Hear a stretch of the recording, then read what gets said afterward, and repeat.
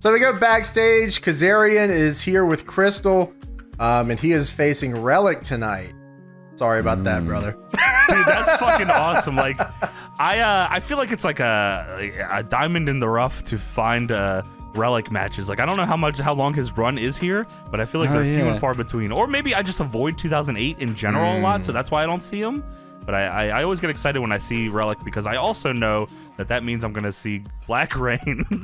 Dude, you're right. Which gets me fired up too. And you also know that Relic is killer spelled backwards. Dude, I fucking found that out here. That's unbelievable. Eric Young definitely nosedived this Relic gimmick by trying to be funny, and that's fucking hilarious to me. He just buried the whole thing. Yeah, that's awesome. Let's go. Yeah, nobody stopped him either. Like, they probably said, just fucking cut your Relic promo and then he'll lose. Yeah, what was the long-term plans here? So EY just keeps making fun that Relic is killer spelled backwards and he loses a lot? Relic doesn't really do anything either. Yeah, like, what do you even kill debut anybody. this guy for? He's got to kill it. Like the end goal would be he's got to kill Eric Young, right? Like that would make the most sense. Yeah, but no. Yeah. No, the end goal is he's Italian. Forget about it. The end goal is he makes EY sleep with the fishes. Hell yeah, man. Johnny Stamboli. Kaz, 2 weeks ago you defeated Black Rain, and now you're tested against Relic. Are you up for the challenge?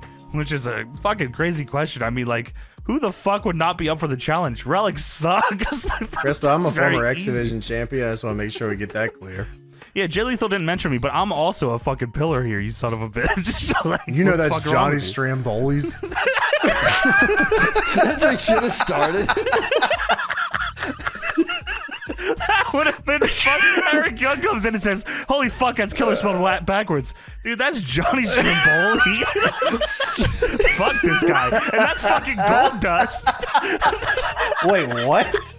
Yeah, the fucking That's Gold Dust is here. Gold Dust. Yeah. The gold one. That's WWF's Johnny Stamboli and Gold Dust. That's WCW's Johnny Stramboli. And WCW's Dustin Rhodes. He's a natural. 7. Hey, didn't that almost kill his career? He just rifle up all their other gimmicks. Relic and Goldust should walk in. Hey, you're fucking it up. Hey guys, forget about it. That's his thing. That's his thing. Let's go. No, I didn't mean it like that. Oh man. So fucking Kazarian says, all this nonsense I went through with Black Rain, Dustin. Oh my god, he does say Dustin here. I forgot that. He calls him Dustin. Yeah, that's 7. That all started in a match I had against Relic a couple months ago. Yeah, I think we should keep fucking burying this guy. Yeah, just keep making fun of him. This will pay off tremendously. So fucking Eric Young runs up and he says, Frankie, I'm glad I caught you. He's a real life monster, man. Relic, that's killer spelled backwards. You can't go out there. He almost killed me. He's gonna do stuff to you. He's gonna eat your heart out. He's gonna eat your brains. And Kazarian slaps him and says, Eric, I don't know what his middle name is here. Eric Cockamil Young. Will you calm down? And Kazarian says, he's a guy. He's a wrestler.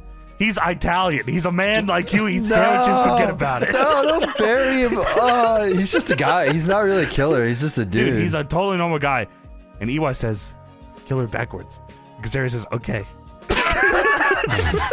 This guy feuded with The Undertaker? Dude, he mother effing bombed Rikishi and it was awesome. Like, what the fuck?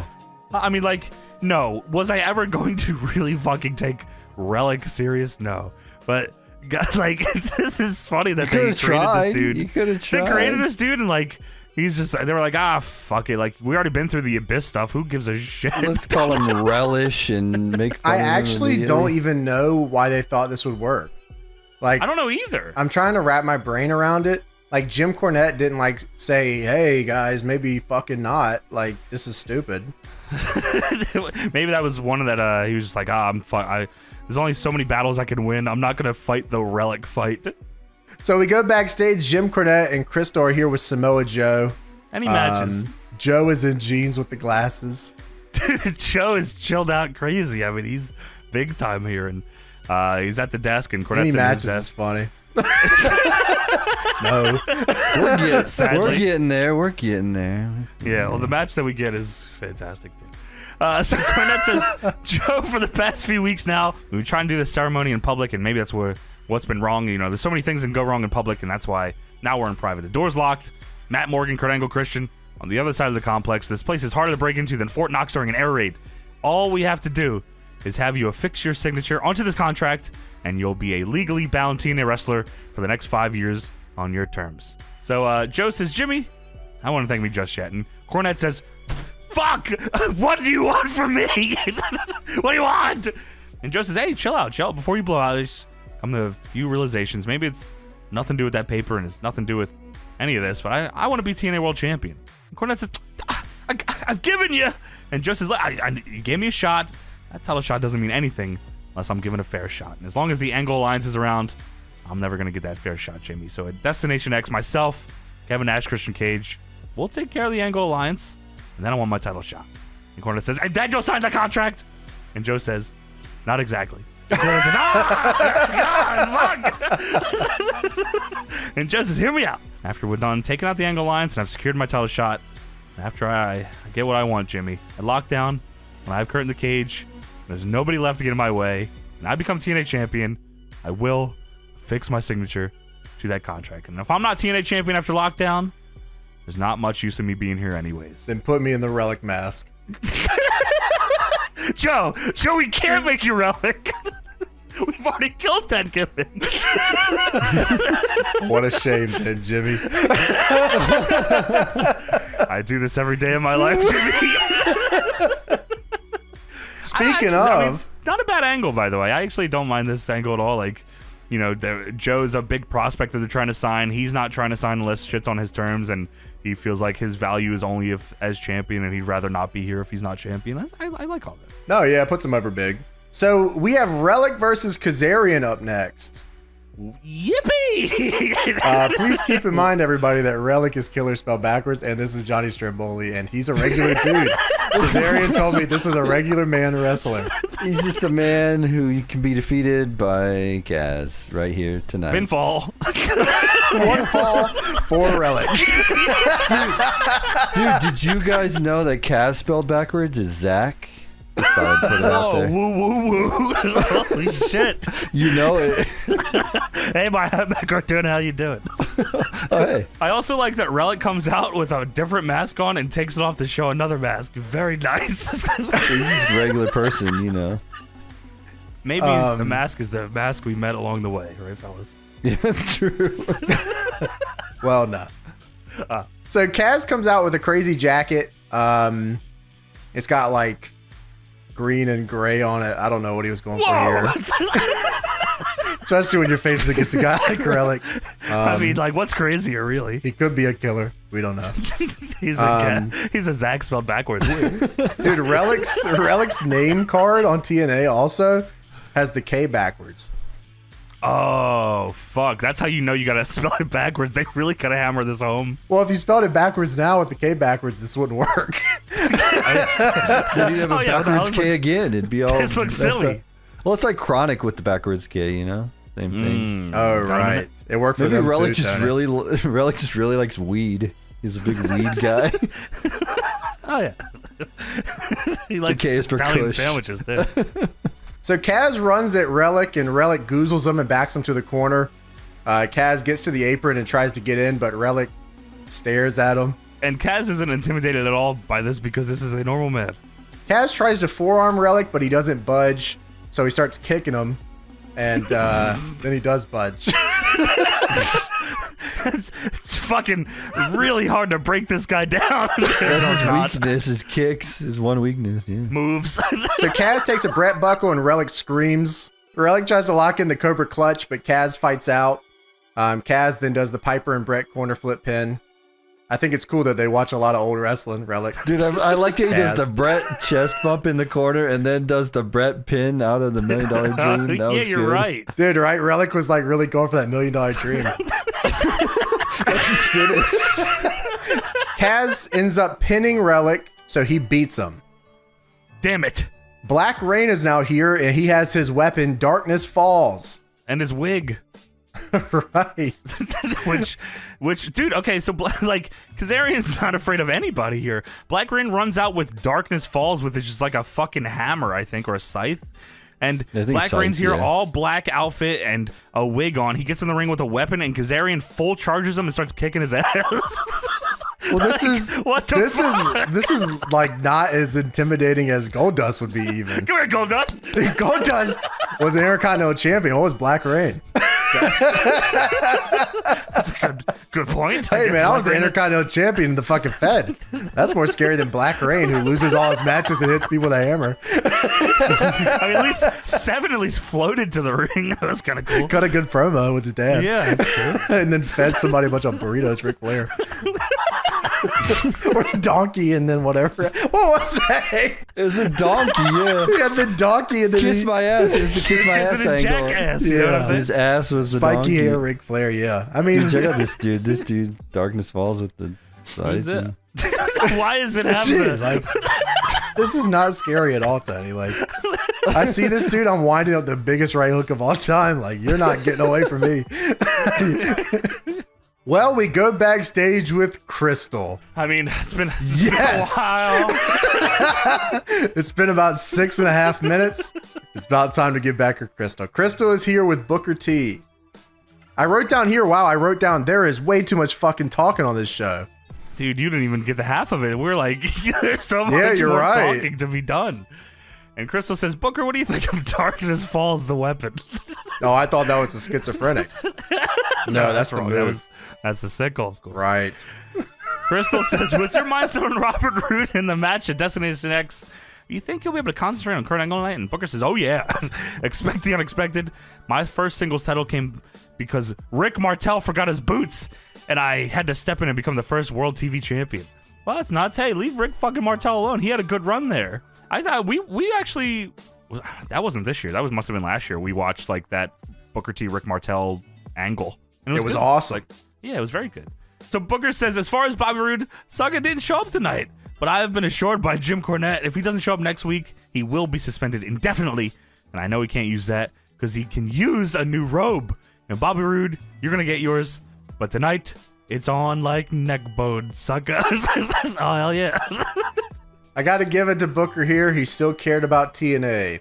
This was about the only time that he did. I remember he said he wanted to come into TNA. Well, whether this was true or not is up to the man himself. But I remember hearing of that Booker wanted to come into TNA and work the young guys. Obviously, that changes. He becomes the Legends champion. And only works non-young guys. And also becomes the tag team champions, too. With Scott Steiner. So, dude, I got to say, James, Booker and Steiner, a great tag team that a lot of people should remember as a tag team together. Right. They had about a 90-day reign or so. Hey, some people don't even get that. So we go to a pre-tape. Barry Scott puts over Abyss with a great voiceover job. It is great, actually. Abyss hype video, and he talks about the dark secret that Abyss carried. He finally realizing James Mitchell, the man who controlled him for all these years, was in fact his biological father. And against all odds, he pushed himself to the point of no return, defeating the forces that controlled him once and for all. And with nothing left to hide, the man behind the mask is going to be in WWE 2K25 DLC. Get it? Yes! Yes! And Abyss will fight Tyrese Halliburton. Abyss against Great Khali for the DPW World Championship. Well, he also says in a surprise turn last week, on top of all that, he says, Abyss turned his back on the six-sided ring because it was shitty to bump in and left the impact zone abruptly. Will he face Undertaker at WrestleMania? What happened to Roadkill? Perhaps there's more to this man than the monster that lives inside. I mean, good video here. I enjoyed it. And, good video. I hated them trying to humanize Abyss. I can't stand that. That's like my least favorite monster trope, I think. Takes the mask off and walks out like Spider-Man. No. Oh, man. Is this really my life? Am I going to have to face Black Rain and Relic when I get back? I already did. No! I have to face Black Rain, Relic, and Judas Messias. Ah! Take me, WWE. Get Take me. I want to wrestle Jack Swagger now. Let me wrestle Jack Swagger, please. So we have Mike Tenay and Don West who run down the rest of the night, including a Team 3D weigh-in. Yeah, Tenay had an interview with Rhino, and Team 3D are fat as shit. Can they get below 275? So we have Sanjay Dutt versus Johnny Devine versus Petey Williams in a #1 contender 3-way. Fuck yes, free your mind. Free your mind. Free your mind. Free your mind. I had it written down too. All caps. That's awesome. I love this entrance.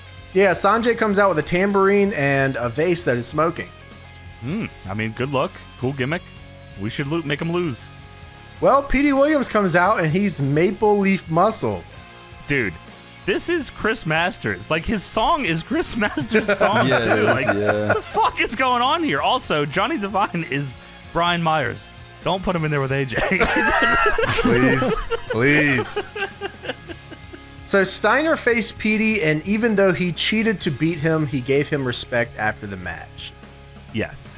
Which was, of course, nice. And Petey with his new Steiner's freak, Raka Khan. Yeah, Petey fell victim to the newest freak, Raka Khan. And but Steiner liked what he saw of young make-believe muscle. Well, Johnny Devine hot starts on both guys, but they get up on him pretty quickly here. Johnny Devine goes up the ramp, and Steiner is there with his #1 freak, Raka Khan. Sanjay hits a springboard whoopee cushion, but Devine breaks up the pin. It was that. It was. Yeah. Sit on my face. Adios, turd nuggets. I wrote drop of the dime, but the drop of the dime was the splash, wasn't it? Yeah, that's right. Yeah. Okay. Yeah. Yeah, well, I love the springboard whoopee cushion. So Sanjay, Earthquake should have did it. dude, that would have fucking been nuts. Roadkill could have did it. 100% from the middle too. That would have been sick. Sanjay hits a springboard whoopee cushion, but Johnny Devine breaks up the pin. Scott Steiner is watching outside the ring right now, smiling, having a good time. I like this match. Petey hits a code breaker on Devine and then throws Sanjay out of the ring. And then Scott Steiner punches Johnny Devine in the head. He does. Petey then rolls up Johnny Devine and wins. No destroyer, no nothing. It was Scott Steiner all No the way destroyer! through. Yeah, dude. What the fuck? He could have hit him in the face, through. man, and just hit the Canadian destroyer. Just like fucking sold into it, right? Yeah, that's what I was thinking. But no, inside cradle for the win. And then Steiner and his newest freak, #1 freak, Raka Khan, get into the ring. And Petey puts his hands up. He's looking for a fight. He thinks Steiner's about to jump his ass. And Scott tells him, you come with me and you're going to the top. And he sends his hand to Petey. Petey thinks about it. Top of what? He shakes at the top of the food chain. I'm hungry. Mountain. And Petey takes the handshake, and such is the beginning of a legendary run here for Petey Williams. Yeah, you're right. It is legendary. It's the one I think about the most, which is funny. I mean, like, I know him as the Canadian Destroyer, and then, like, my brain immediately goes, fuck you, Petey. Right? Dude, every time I can't stop looking at that smile. Yeah, like, I mean, him being Mini Scott Steiner was fucking fantastic. Like, It that was a great was. idea. Yeah.